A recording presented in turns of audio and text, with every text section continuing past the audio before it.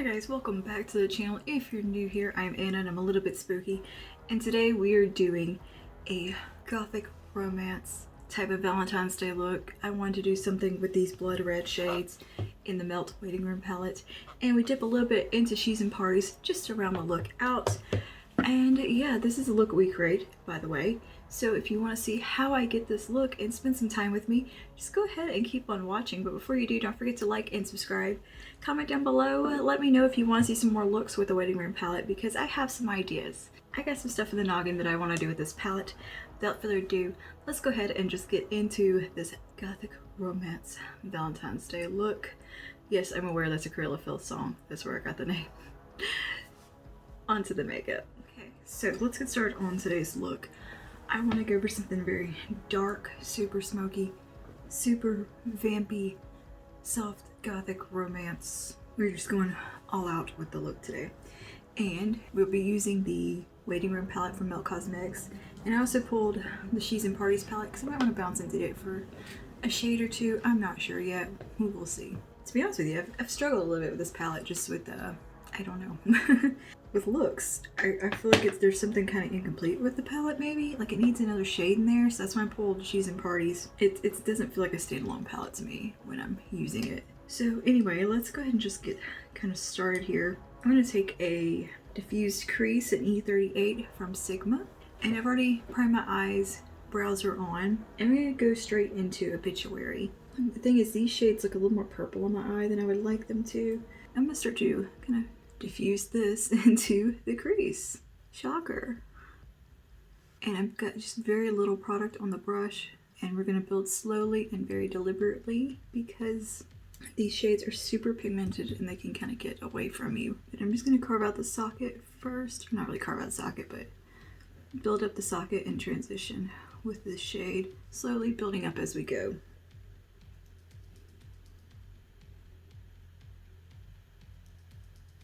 But I pulled a She's and Parties in case I wanted a matte from it to just blend these edges or something. I'm not sure yet. And let that diffuse out as we go. Try to build that a little more. Diffuse it. Yeah, I think I will just from She's and Parties real quick. I'm gonna grab the shade Last Caress, a tiny bit on the tip of the brush. And run it right on this outer part just to soften that just a tad. Now I'm going to jump over to a smaller brush. I'm going to go to a Detail Diffuse crease and I'm going to take No Exit, which is a little bit deeper than the previous shade. And we're going to kind of tuck that right into the socket line. Let that diffuse out. Lots of blending. Patience. Grab just a little bit more Obituary. Come a little bit higher. Very lightly, just barely touching my skin and just kind of grazing around. Start to pull it out a little bit. Alright, and we'll grab a clean blending brush, oops, a large one, and just gonna make sure everything is looking blended. I'm gonna go ahead and apply Dante's Inferno because that's one of the shades I really want to use. In the studio lighting, it flashes really bronzy, but in person it's much more of a true blood red with like kind of a golden shift in there. I think it might be really pretty with these tones. So, I mean, they're in the palette together, so we'll see how it goes. I think I'm just gonna take my little medium sweeper here from Sigma and start to apply that to the eye, to the blank lid area. This shade is kind of similar to She's and Parties from the She's and Parties palette, just amped up and perhaps a little bit deeper. It's a very garnety shade. It's just like a very blood red looking. I'm just gonna take that all over the lid up to the crease. And this is on a dry brush. So now that I got kind of my placement sorted, I'm gonna take a finger and just pat it on. There we go. That's looking cool.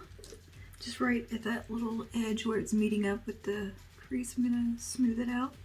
And on the same brush, I'm gonna clean it off, the little medium sweeper from Sigma. I'm gonna take some Lydia, which is the true red metallic, and just pop it right here on the inner part. Just getting like a flash of like true like blood red in there. Now I kind of want to just marry over into Dante's Inferno. Go with the finger, and we'll take maybe a little bit of She's in Parties. See what that looks like. Just kind of in the middle here, flowing from the red into Dante's Inferno. That looks pretty cool. It's subtle. A little bit between the two shades. Gosh, I got so much fallout. But we're getting there. We're getting the general look down.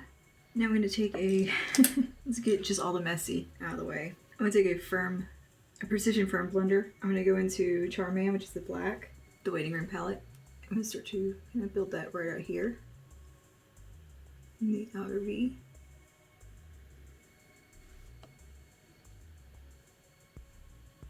Alright, we'll go back to our diffused crease and a little bit of no exit. Just make sure all that is blending. Looking nice and intense. Don't worry about the mess, we'll clean it up. Trust the process. You really have to trust the process on this one, apparently. Back to the just regular diffuse crease. And just soften all that up. Okay, cleaned up the fallout, and this is kind of where we are. I think it's picking up a little bit different on camera. It looks different in my viewfinder than it does in person. It kind of looks unblended. I don't know why. It's blended in person. So I'm gonna take a clean, firm blender. Come out here. I feel like it doesn't look right in the viewfinder, but in person, it's fine. So kind of don't know what I'm doing. I'm just trying to get everything like as blended as possible. And it's like super smoky now. Okay, so what I want to do now is do some, saying if I want to do a pencil or just black eyeshadow. I think I'm going to do a pencil. It's just a little easier. So I'm going to grab my Wicked gel liner from Sigma. And I'm just going to do along the upper lash line. Okay, I'm going to kind of soften that up. A little angled brush here. No product. Look kind of hazy. A little smoky. I'm going to take a little bit of Charman just over top of that. Just the black eyeshadow. I think I'm going to go ahead and do the lower lash line before I do the rest of the face. So I'm going to prime my lower lash line with a little bit of the Sigma Persuade. Just so I get it, the color nice and concentrated where I want it. And I'll probably come back after the fact and make sure everything's blended, of course. But I feel like I should go ahead and do my primer now and do my lower lash line because I have a feeling we're gonna get messy again. I'm gonna take this little Sonia Kashuk brush. It's just a really good kind of short shader type of brush. And I'm gonna grab Obituary on it, tap off the excess, and I'm gonna just bring that right up here, pretty close to the lash line to begin with. And let that join up on my outer corner.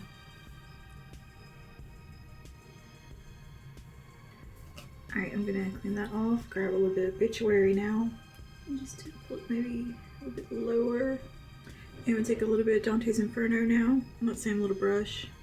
Concentrate right here in the center. Okay, and maybe take a little bit of She's in Parties. And I'm gonna take a little bit of Charman on this brush, just kind of on one side of it, real concentrated.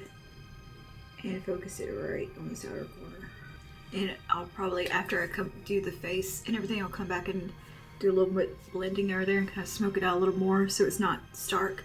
I just want to get the most of the pigment down in case I had made a mess. I'm actually going to take a little bit of the cream gel liner from ColourPop in the shade Trick or Treats from the Hocus Pocus collection.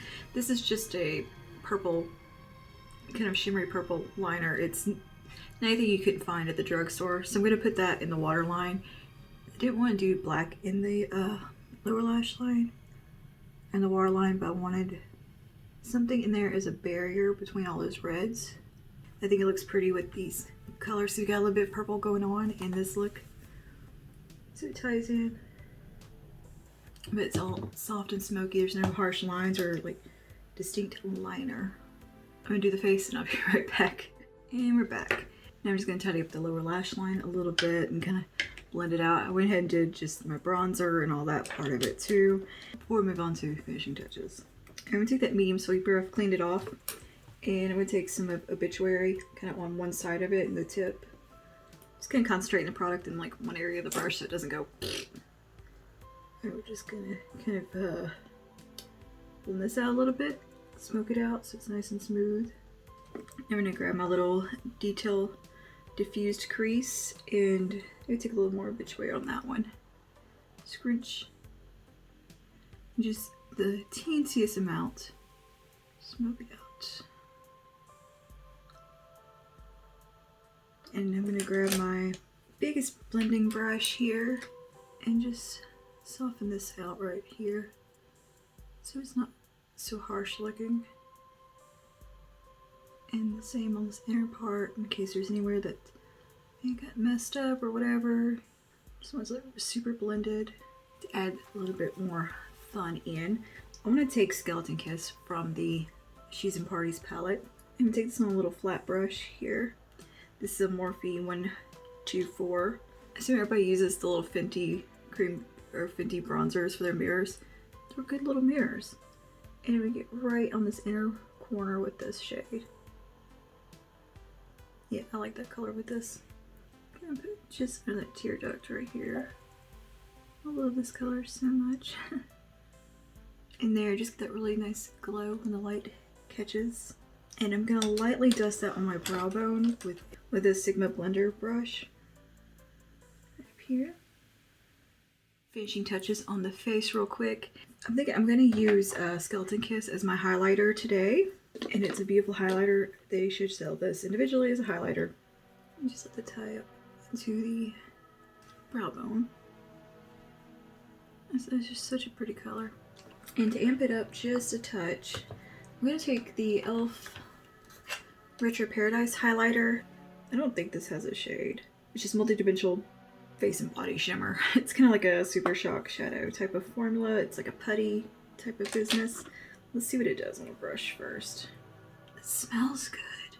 It smells like strawberries, like fake strawberry, like something a toy I had when I was a kid, like plasticky strawberries. The strawberry shortcake dolls. That's what it smells like that were scented. It smells like one of those. That's such a specific smell. We'll just go in there with the finger. Pat it on. There we go. That's pretty. I like this. Yeah, it's a squishy formula. Not super squishy, but still kind of squishy. A little bit like the Fenty Diamond Balm. For blush, I'm going to take the ColourPop for pressed powder blush from the Dark Blooms collection. This is the one that was in the Broke bundle. It is this color right here called Vogue.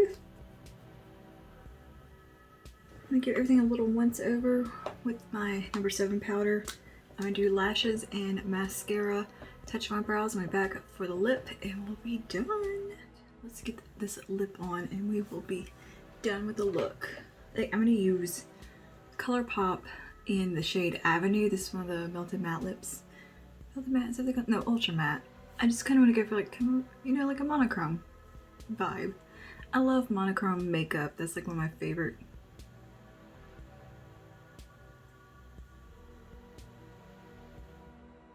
All right, and we are done with this look. What do you think? I like it. It came out pretty good. I've like tried to do this look in various ways with different like combinations with the reds, and it just wasn't, I wasn't feeling it. But today it came out good. This is like 3rd attempt. And that has kind of been my experience using the Waiting Room palette. Like it kind of just, I have to experiment with it and play for a minute or do a couple of like test run looks until I can nail down what I want to do. Because it can kind of get away from you and just, I don't know, we've had a complicated relationship, me and this palette. But in the end, I end up creating a look I do like. It just takes a little practice to get to that look. It's a little odd. I kind of had a slight similar experience with She's in Parties, not nearly like this one. Something about this one, it's not the most user-friendly palette on the market. Like, it just isn't. The color story is not the easiest to work with. So you really want to go in very intentionally and know what you're doing. It's not a just one and done quickie palette, and I do feel like it's not the best standalone palette either, that you might want to pull in some other shades to ground a look if you don't want to do something super vampy like this, but you just want maybe a pop from this palette like the red or something. But either way, I think it is still a cool palette and I have fun with it. It just, sometimes we disagree. But that is perfectly fine because we end up with a cool look. And this is my kind of vampy gothic romance type of look for today. But anyway, if you enjoyed hanging out with me today, please feel free to like and subscribe, comment down below.